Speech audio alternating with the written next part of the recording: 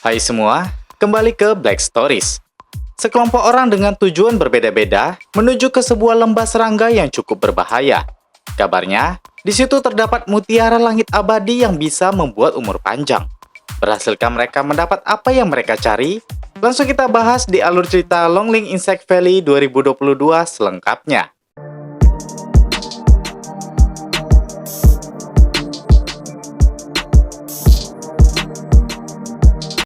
Di awal cerita, kita disuguhkan pertempuran antara sekelompok orang melawan ribuan kalajengking purba yang sangat beracun di sebuah lembah yang disebut Lembah Naga.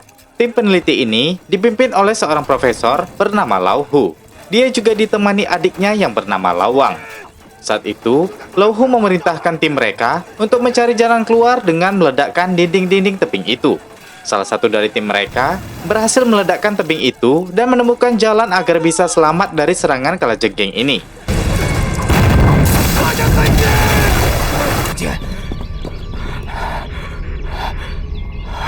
Mereka pun berhasil selamat dari ribuan kalajengking itu, tapi mereka belum sepenuhnya aman.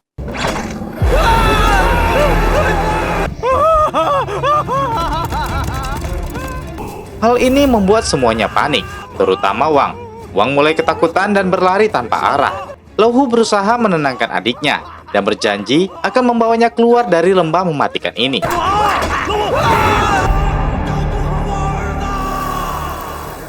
3 tahun kemudian, ini Hu Fei anak Lao Hu.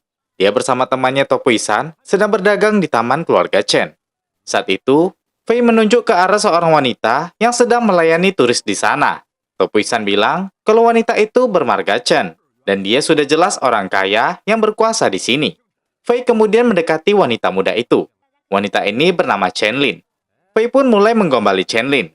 Di sisi lain, terlihat dua wanita sedang berbelanja dan tanpa sadar dompet mereka telah dicuri. Kedua wanita ini pun berteriak maling. Saat itu, Fei mengejar maling itu untuk mendapatkan dompet gadis-gadis tadi dan disusul juga oleh Chen Lin. Di sisi lain, terlihat seorang pria parubaya sedang membagikan brosur tentang penemuan Raja Serangga yang kembali bangun setelah tidur ribuan tahun lamanya. Nah, benar saja guys, pria ini adalah Lawang. Namun sayangnya, semua orang di situ tidak menghiraukan Wang dan menganggap dirinya gila. Kembali ke si pencuri. Dia berhasil ditangkap dan dilumpuhkan oleh Fei. Di saat yang bersamaan, Chen Lin pun tiba. Si pencuri lari dan berteriak seolah-olah dia dan Fei adalah rekan kerja. Chen Lin langsung bilang kalau Fei dan pencuri itu pasti sekongkol. Tiba-tiba sebuah mobil mewah berhenti. Dari sana turun seorang pria berkelas yang ternyata adalah ayahnya Chen Lin. Chen Lin meminta ayahnya untuk membawa Fei ke kantor polisi. Di sisi lain, Wang mengingatkan kembali masa-masa dia bersama timnya. Saat itu, Wang bersama timnya tiba di Lembah Naga untuk pergi ke Lembah Cacing. Di mana kabarnya, di lembah itu tertumpuk banyak harta karun misterius. Tapi dia bersama timnya diserang ribuan kalajengking purba yang disebut kalajengking ekor biru.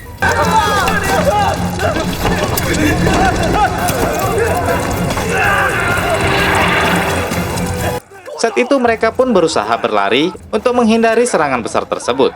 Saat mengingat hal itu, Wang dikejutkan dengan kedatangan beberapa orang. Singkat cerita, Fei dan Wang sama-sama terkejut ketika melihat satu sama lain. Wang pun bilang mungkin ada hubungan dengan penelitian Lao Hu. Chen Lin bersama ayahnya meminta Fei dan Wang untuk duduk. Ayah Chen Lin memperkenalkan dirinya. Dia bernama Chen Qingsan. Dia membawa Fei dan Wang untuk meminta bantuan mereka agar mau melakukan misi perjalanan ke Lembah Naga. Tuan Chen bilang kalau dia sudah sakit parah. Dia tertarik dengan penelitian Lao Hu dan Wang yang menemukan makhluk abadi di Lembah Naga. Dia tertarik agar bisa memiliki mutiara langit abadi yang ada di lembah itu agar dia bisa sembuh dan berumur panjang. Awalnya Fei menolak, tapi Chen meyakinkan kalau ada kemungkinan Fei bisa menemukan ayahnya di sana. Ditambah lagi, Chen menawarkan hadiah sebesar 100.000 won. Singkat cerita, mereka pun melakukan perjalanan dengan kereta api. Chen Lin menjelaskan, pada dinasti Qin, satu dari 3 area rahasia yang didirikan Qin Shi Huang bernama Kerajaan Guli dengan pemimpin seorang ahli sihir. Saat itu, utusannya disuruh mengantar mutiara ajaib Jiuyu yang dapat membuat hidup abadi kepada Kaisar Han. Namun jika Raja Serangga masih hidup, kemungkinan mutiara yang diberikan adalah palsu. Yang asli masih di Lembah Naga bersama Raja Serangga. Fei pun to the point bicara pada Chen kalau dia ingin memimpin misi ini, karena dia tidak percaya dengan ajudan Chen yang bernama Biao. Chen bilang Biao orang kepercayaannya selama 10 tahun terakhir yang setia padanya. Tapi Chen menolak permintaan Fei dengan alasan dia lebih percaya pada Biao daripada harus percaya pada Fei. Fei lalu memutuskan untuk keluar dari ruangan itu.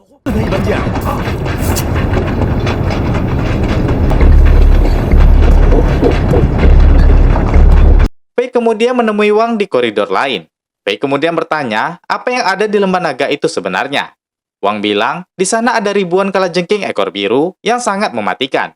Ditambah lagi ada seekor laba-laba raksasa yang disebut sebagai Raja Serangga. Fei bertanya lagi, bagaimana cara Wang bisa keluar sendiri di Lembah Naga itu? Wang menjawab dengan perilaku aneh. Dia bilang makhluk tersebut tidak pernah keluar dari lembah itu.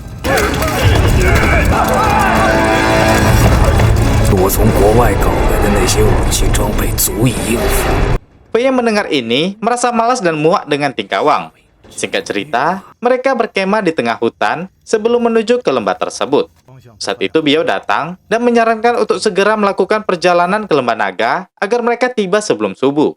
Chen Lin menolak, karena banyak orang pedalaman yang tidak suka diusik pada jam-jam ini. Chen lalu meminta Biao untuk mengatur perjalanan di pagi hari saja. Wang sendiri meminta kedua anggotanya yang bernama Ming dan Amien untuk memfoto semua kejadian apapun di Lembah Naga. Hal itu untuk membuktikan bahwa Wang tidak gila dan makhluk misterius itu benar-benar ada. Ketika malam sudah larut, salah satu tim dari Biao yang berjaga-jaga bermaksud untuk buang air kecil. Dia tanpa sengaja melihat Amien dan Ming sedang bermesraan. Tiba-tiba, dia mendengar ada suara asing dari balik semak-semak.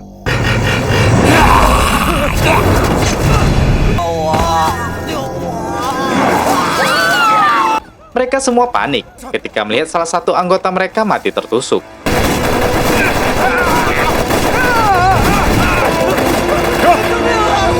Ming kemudian datang dan memberitahu kalau ada salah satu dari mereka ditangkap dan dibawa pergi. Chen kemudian meminta Biao untuk segera mengatur perjalanan ke Lembah Naga sekarang juga. Ketika pagi tiba, Biao melihat ada patung batu di hadapan mereka. Mereka bergegas menghampiri patung itu. Wang merasa senang karena mereka sudah tiba di lereng Lembah Naga. Menurut Chen Lin, patung ini adalah patung Jinlin Mongsu. Tapi ukiran dan arah Feng Shui-nya terletak berbeda. Fei lalu bilang kalau Chen Lin salah. Patung itu adalah Luwu. Patung ini bertugas sebagai penjaga dan penanda penolakan tamu. Jika berani masuk, maka siapapun akan mati. Tapi Wang menyangkal. Luwu di sini berarah terbalik. Dia bukan sebagai penolak tamu. Namun, dia bertugas untuk menjaga segala hal dari dalam keluar menuju alam manusia. Chen lalu meminta agar mereka segera melanjutkan perjalanan.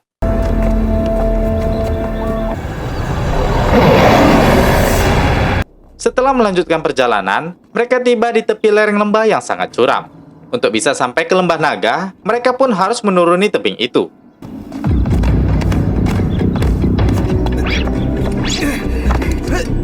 Sebagian dari mereka berhasil turun dengan selamat. Saat itu, Topuisan melihat ada beberapa kalajengking mulai menghampiri mereka. Dan benar saja, ini adalah kalajengking ekor biru.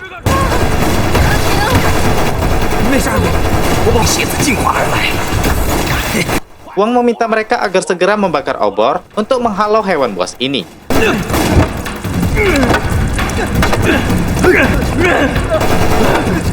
Biao yang baru sampai langsung memberikan bubuk serangga untuk menghalangi ribuan kalajengking itu menyerang mereka. Sampai dengan yang lain, ribuan kalajengking itu sudah bisa dikendalikan. Mereka pun melanjutkan perjalanan dipimpin oleh Wang. Di sisi lain, Ming berusaha mencari Amien yang kabur.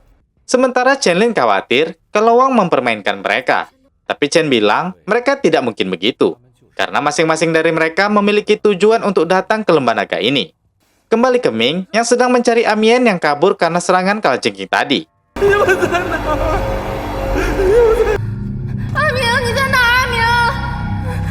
Dalam perjalanan, Wang memberi peringatan kepada Fei. Kalau dia ingin menemukan ayahnya, maka dia harus tahan dari godaan. Mereka pun tiba di sebuah tempat yang terlihat seperti sebuah pintu gerbang. Mereka mencoba mendorong gerbang itu, tapi gagal. Wang lalu mencoba mencari sesuatu. Dia menemukan sebuah batu bundar. Dia meminta Fei membantunya. Wang kembali mengingat Fei. Jika mereka masuk ke dalam, jangan coba sentuh apapun. 先打开再说。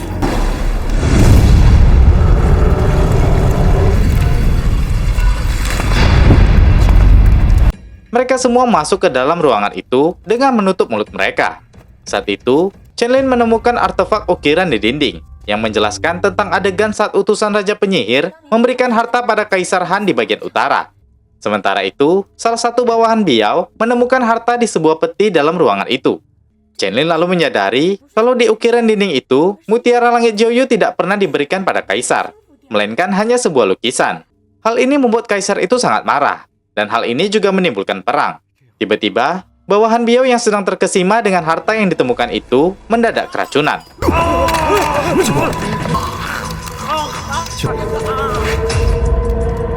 Biao memerintahkan salah satu anggota lainnya untuk menggunakan sarung tangan dan mengambil semua harta tadi. Chen terkejut melihat aksi Biao. Ternyata Biao berkhianat. Dia ikut bersama Chen hanya untuk mengambil harta-harta ini. Di saat bersamaan, hal mengejutkan pun terjadi.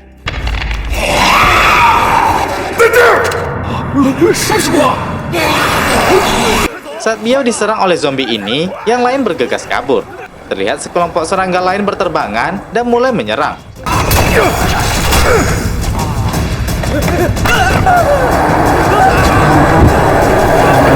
Topuisan menemukan celah untuk kabur. Mereka semua masuk ke balik dinding yang ditahan oleh Topuisan.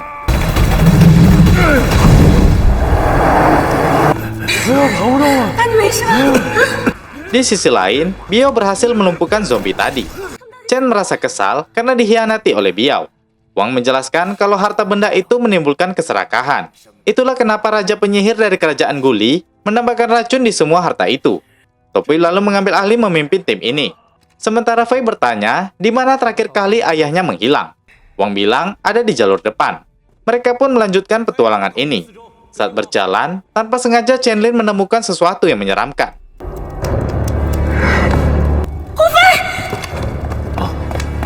Mereka merasa takut melihat benda itu. Saat semuanya berdebat dan berlalu, Topuisan pun mengamati temuan Chenlin.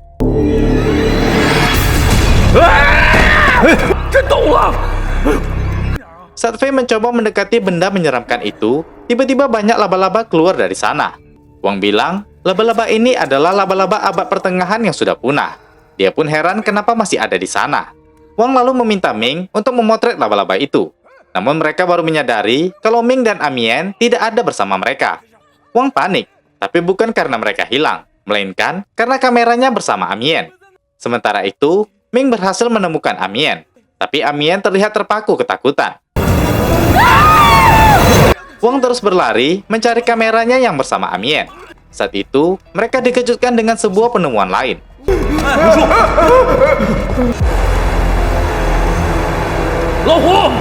Menurut Chenlin, ini pasti ulah orang pedalaman yang menculik manusia untuk dijadikan persembahan di lembah ini. Tapi Chenlin bingung, kepada siapa mereka tumbalkan manusia. Wang langsung bilang kalau mereka menumbalkan manusia untuk Raja Serangga. Mereka bergegas mencari asal suara itu. Wang akhirnya menemukan kamera yang dibawa Amien. Mereka kembali terdiam saat mendengarkan suara menyeramkan. Wang langsung tahu kalau itu suara Raja Serangga. Dia merasa senang karena akhirnya bisa menemukan laba-laba raksasa itu dan membuktikan kalau dia tidak gila. Mereka tiba di sarang Raja Serangga. Saat mereka sibuk mengamati, salah satu dari mereka pun menjadi korban.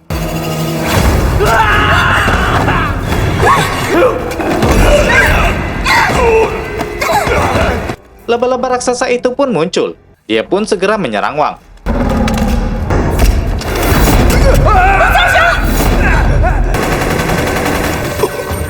Saat itu, Chen buru-buru menghampiri Wang dan bertanya di mana mutiara Jiuyu.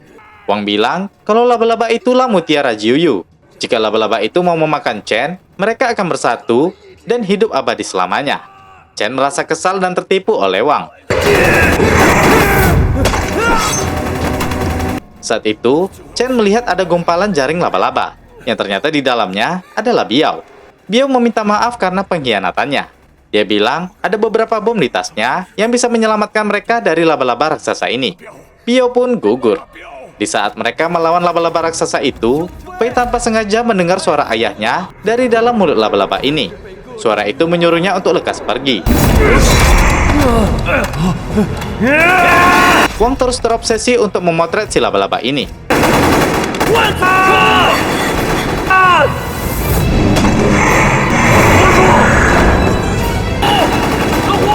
Di detik-detik terakhir, Wang masih sempat memotret laba-laba ini. Chen dan putrinya yang berusaha kabur malah terjebak. Chen Lin berusaha menolong ayahnya, namun laba-laba raksasa ini terus menyerang. Chen meminta putrinya pergi dan meminta Fei untuk menjaga putrinya. Kemudian, Chen mengambil tindakan terakhirnya.